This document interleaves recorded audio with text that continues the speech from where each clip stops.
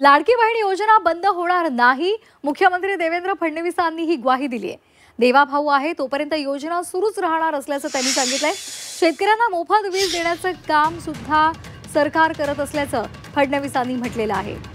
आताची महत्त्वाची बातमी, लाडकी बहीण योजना बंद होणार नाही असं म्हणत लाडक्या बहिणींना मुख्यमंत्री देवेंद्र फडणवीसांनी ग्वाही दिलेली आहे। देवाभाऊ आहे तोपर्यंत योजना सुरूच राहील असंही ते म्हणालेले आहेत। कुठल्याही परिस्थितीमध्ये आम्ही या ठिकाणी आम्ही सुरू केलेल्या योजना या कधीच बंद होऊ देणार नाही। सातत्याने काही लोक सांगतात लाडकी बहीण योजना बंद होणार, मी तुम्हाला सांगतो जोपर्यंत देवाभाऊ आहे, जोपर्यंत शिंदे साहेब आहेत, अजितदादा आहेत, लाडकी बहीण योजना कधीच आम्ही बंद होऊ देणार नाही।